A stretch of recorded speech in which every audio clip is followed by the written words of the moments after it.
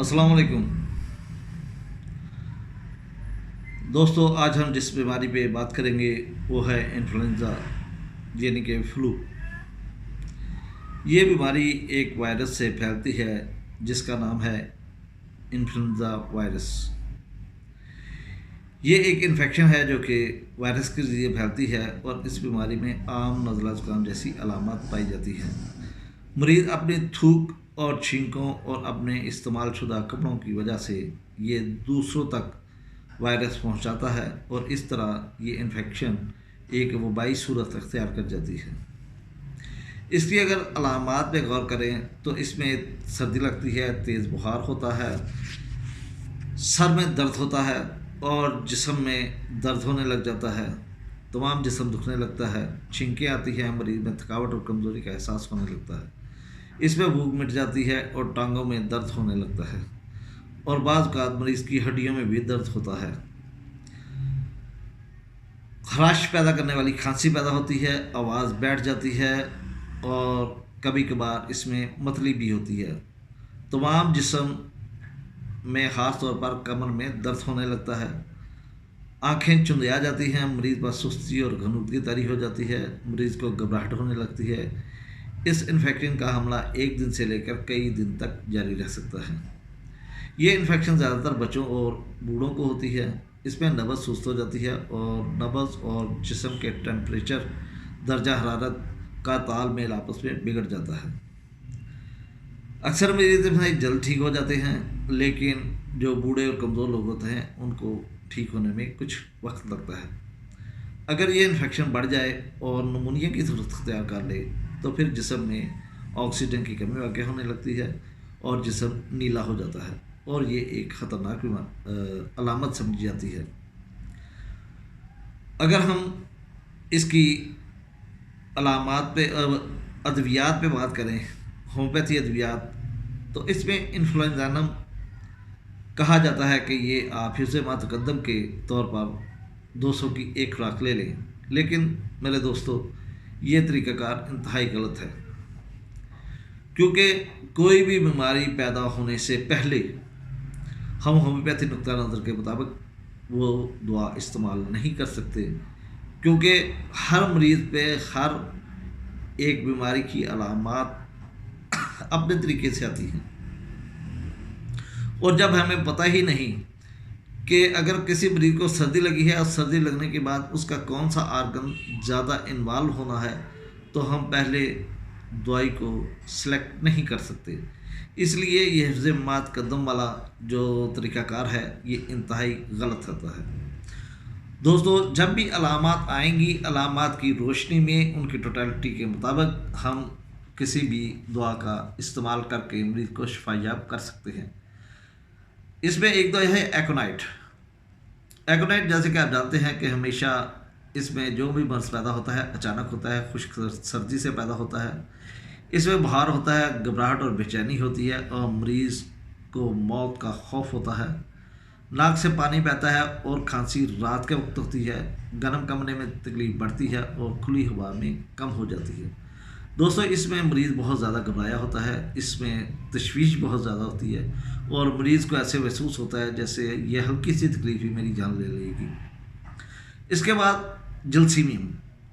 جلسیمیم بھی ابتدائی مرض میں استعمال ہونے والی دوا ہے اور اس میں عام طور پر پیاس نہیں ہوتی، مریض غنودگی کا شکار ہوتا ہے، وہ زیادہ ایکٹیو نہیں ہوتا، ڈل ہوتا ہے اور مریض چپ چاپ اکیلا لیٹا رہنا چاہتا ہے اور اس پہ نیند طاری ہوتی ہے، یعنی کہ غنودگی طاری ہوتی ہے۔ اس کا دل کرتا ہے، اسے سردی لگتی ہے، کمر میں خاص طور پر سردی لگتی ہے اور اسے پیشاب زیادہ آتا ہے اور پیشاب آنے سے اس کی تکلیف میں کمی واقع ہو جاتی ہے۔ اس کے بعد برائیونیا۔ برائیونیا جیسے کہ آپ جانتے ہیں کہ برائیونیا پیاس کی زیادتی ہوتی ہے اور حرکت سے تقریباً ہر علامت میں اضافہ ہوتا ہے، بخار ہوتا ہے، خشک کھانسی ہوتی ہے۔ اگر یہ علامات ہوں تو آپ برائیونیا کا استعمال کر کے مریض کو شفا یاب کر سکتے ہیں۔ روسٹاکس۔ روسٹاکس میں بھی پتہ ہے موسم کی تبدیلی سے یا سرد موسم میں علامات زیادہ ہوتی ہیں، اس میں بے چینی ہوتی ہے، بخار ہوتی ہے اور شدید کمر درد ہوتا ہے، مریض بے چین ہوتا ہے، کروٹ کبھی اس کروٹ کبھی اس طرف بدلتا رہتا ہے، یعنی کہ ایک طرف کروٹ لیتا ہے تو اسے کچھ سکون ملتا ہے، لیکن جیسے ہی وہ کچھ دیر وہاں پہ آرام کرتا ہے تو اسے درد پھر شدت کا اختیار کرنا شروع ہو جاتا ہے، اور اس لیے مریض کروٹ پہ کروٹ بدلتا رہتا ہے۔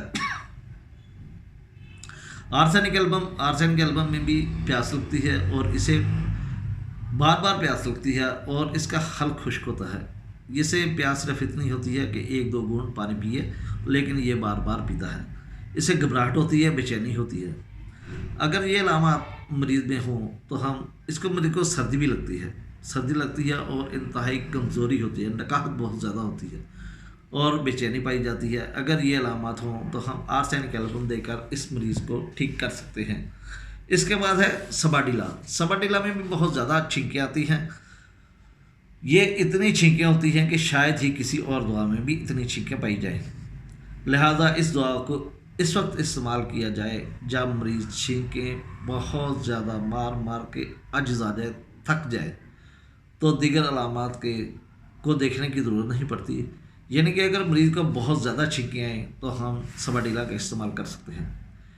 بپٹیشیا، اگر اس بیماری کے ہمراہ معدہ خراب ہو اور آنتوں کی خرابی واقع ہو اور مریض کو بدبودار دست آنے شروع ہوں، غنودگی ہو اور خزیان ہونے لگے تو بپٹیشیا ایک اچھا کام کرتی ہے۔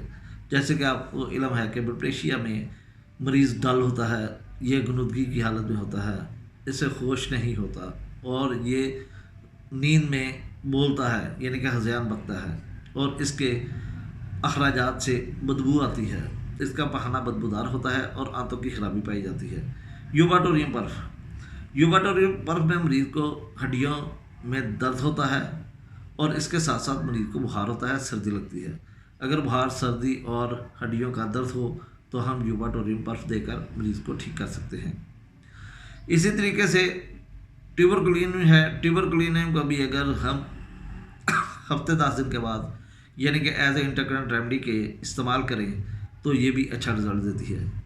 کالی آئوڈائڈ یہ انفلوئنزا اور نزلہ زکام کے لیے بہت اچھا کام کرتی ہے، اور حفظ مات قدم کے طور پر استعمال کریں، لیکن یہ طریقہ کار انتہائی غلط ہے۔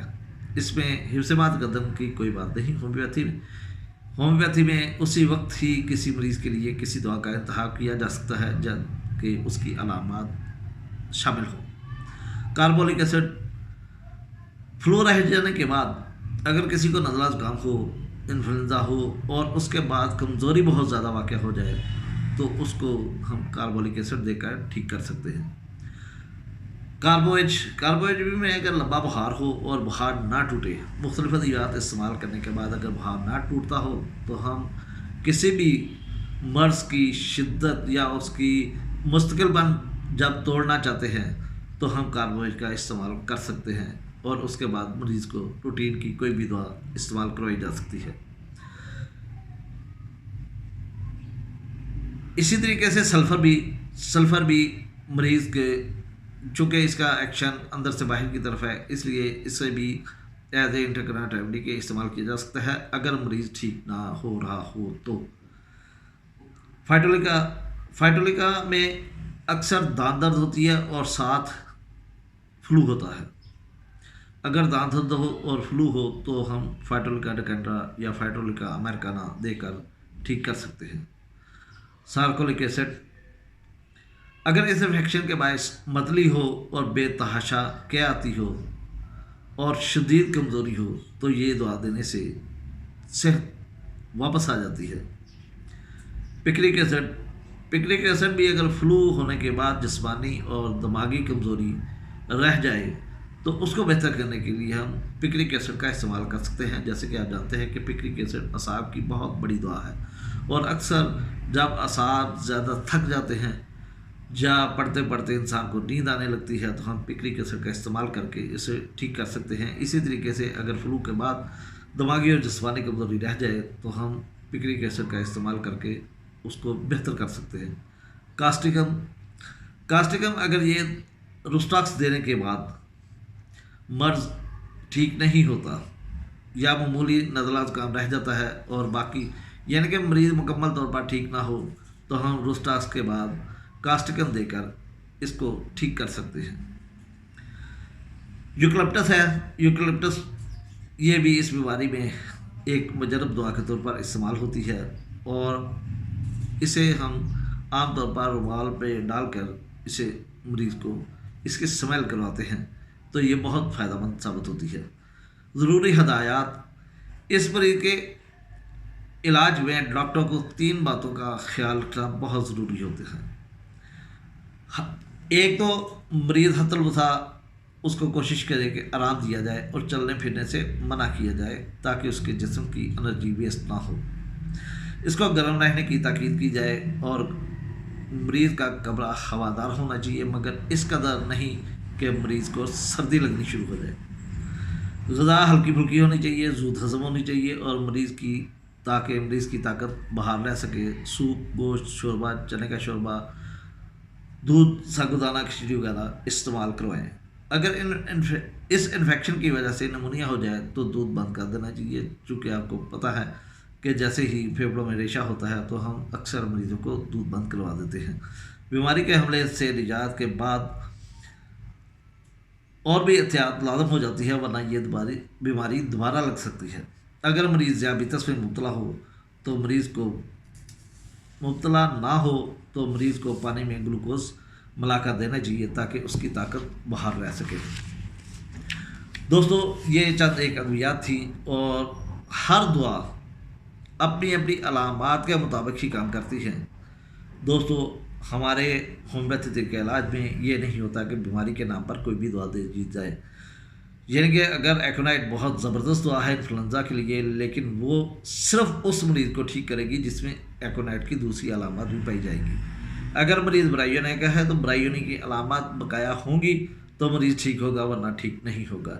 اس لیے کوشش کریں کہ ادویات کو اچھے طریقے سے سمجھنے کی کوشش کریں، اور ان ادویات کی علامات اگر آپ کو کسی مریض میں مل جائے تو اس مریض کو ہم استعمال کروا کے مریض کو شفا دے سکتے ہیں، اور یہ شفا حقیقی شفا ہوتی ہے، نہ کہ پیلیشن ہوتی ہے۔ دوستو، اسی کے ساتھ میں اجازت چاہتا ہوں۔ اللہ حافظ، اللہ نگہبان۔